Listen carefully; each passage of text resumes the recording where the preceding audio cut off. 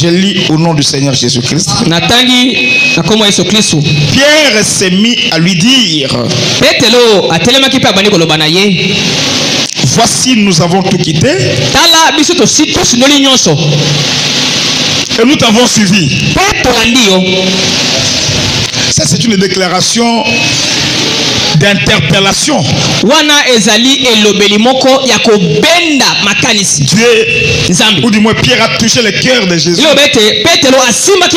Seigneur, regarde. Nous avons tout quitté. Tout quitté. Et nous t'avons suivi. Autrement dit, qu'est-ce que tu nous réserves? À notre attachement à toi, tu nous réserves quoi? Notre attachement à toi. Tu nous réserves quoi? Jésus répondit, je vous le dis en vérité, il n'est personne qui, ayant quitté à cause de moi et à cause de la bonne nouvelle, sa maison, ou ses frères, ou ses soeurs, ou sa mère, ou son père, ou ses enfants, ou ses terres, alléluia, amen, ne reçoivent au centuple présentement dans ce siècle-ci des maisons, des frères, des sœurs, ah Dieu de la restitution, des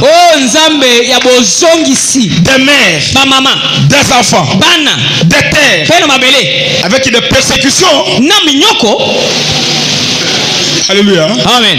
Nous recevons ça avec des persécutions. Et dans les siècles à venir, la vie éternelle. Je pensais que vous alliez dire Amen. Je pensais que vous alliez acclamer pour Jésus. Mettez-vous assis. Gloire à Dieu.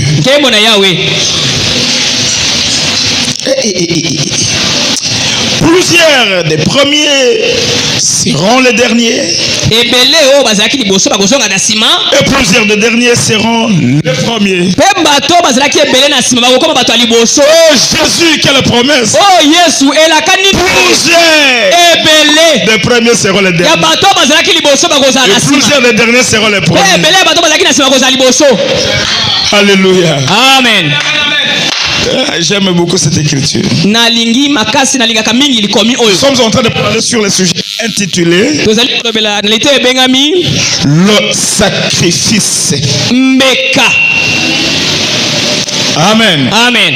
On a commencé avec ça le mercredi. Je vais me permettre de récapituler un tout petit peu. Et nous allons évoluer. Si il faut encore ajouter la lecture,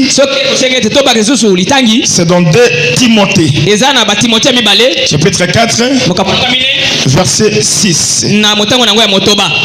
Car pour moi, je sers déjà de libation. Et le moment de mon départ approche.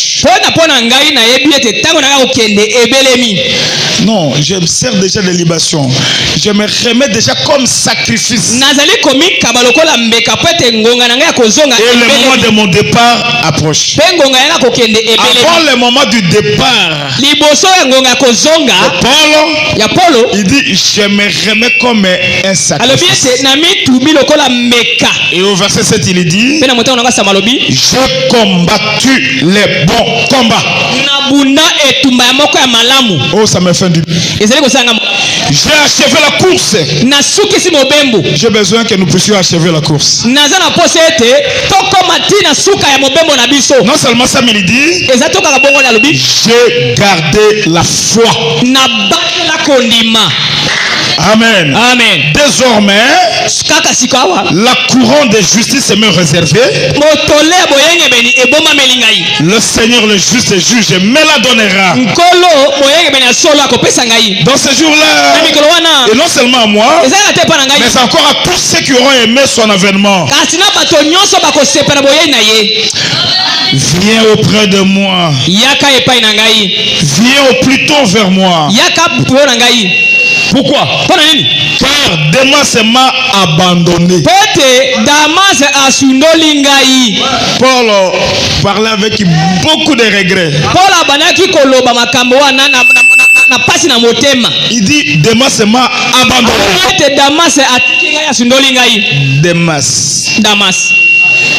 Demas. Pourquoi? Il m'a abandonné par amour pour le siècle présent. Il est parti pour Thessalonique. Crescens s'est allé à Galatie. Tite à Dalmatie. Luc seul est avec moi. L'état présent de mon ministère. C'est le temps d'abandon. Luc est seul resté avec moi. Prends Marc. Et amène-les avec toi. Amène-les avec toi. Amène-les avec toi. C'est-à-dire, amène-les quand tu viens avec lui. Pourquoi? Car il m'est utile pour le ministère. Acclamez fort pour Jésus. Marc m'est utile pour le ministère. M'est utile. Utile pour moi. Amen. Amen. Amen. Alléluia. Amen. Nous avons défini le sacrifice comme quoi? Comme un acte de souffrance. Un acte de peine. Un acte d'abandon. Le sacrifice est un acte de privation que l'on pose volontairement avec âme et conscience. Nous avions entendu que le Saint-Esprit nous a dit que le sacrifice est un mot effrayant. Les gens ne veulent pas parler du sacrifice. Ils ne veulent même pas entendre parler du sacrifice. Pourquoi? Parce que parler du sacrifice, c'est parler de la perte. Sacrifice, c'est une perte. Et les gens ne veulent pas comme ça. Alors que les gens ne veulent que ce qui leur apporte des avantages. Les gens n'aiment que la facilité. Ils ne supportent pas la vérité. Ils ne supportent pas la souffrance. Les gens ne supportent même pas la remontrance, la correction. Non. Il faut lui arroser. Il faut lui applaudir. Il faut lui donner des promesses.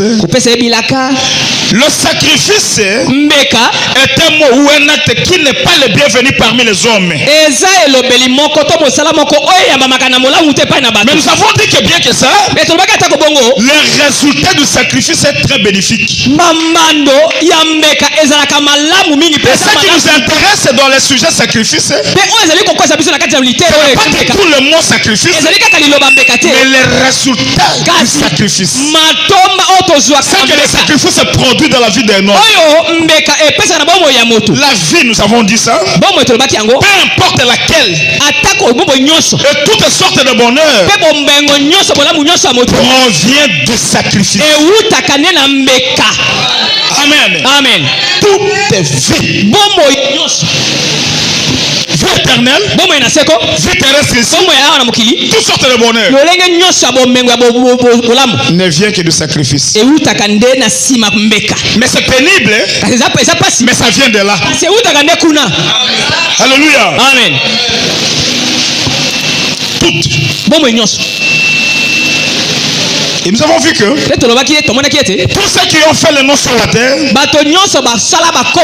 qui sont réputés dans son domaine commercial, domaine politique, domaine scientifiques et même les domaines spirituels, nous avons dit que tout était réalisé par des sacrifices, par des privations, par des abstinences, par des graissements de dents. Qui a compris ça? Oh, il a acheté une parcelle. L'autre a construit. Il devient ministre, député, grand commerçant. Vous leur posez la question: quelle magie avez-vous pratiqué pour arriver à ce niveau? Ils vous diront: ça n'a pas été facile. Toute bonne réalisation,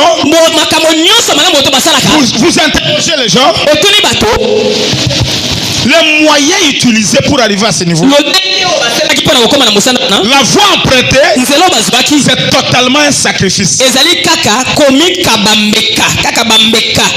Dites amen. Amen. Et nous avions vu que notre Dieu n'agit que par cette voie-là. Quelle voie? Voie de sacrifice. Parce que sans sacrifice, il n'y a pas de récompense. Et j'ai dit que dans cette prédication, il faut que tout le monde puisse apprécier le sacrifice. Bien que ça tombe durement à l'oreille,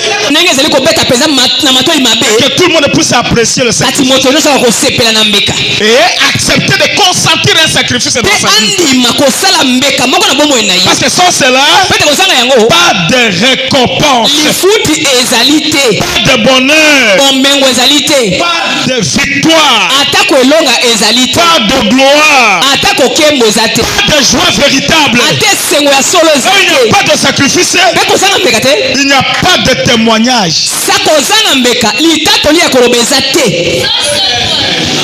Montrez-moi une vie qui a été heureuse sans sacrifice. Hein, maître leader? Oh, tu deviens avocat.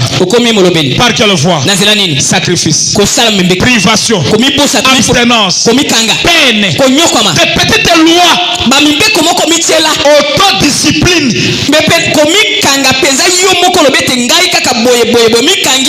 Alléluia. Amen. Pour être un grand commerçant, vous devez commencer par vous discipliner vous-même. Tu as $200, tu ne minimises pas ça. Impose-toi des petites lois. Cette semaine, je ne mangerai que ceci. Ce mois, je ne m'habillerai que comme ça. Il faut des petites lois comme ça. Il faut une autodiscipline pour parvenir à ce stade-là. Alléluia. Amen.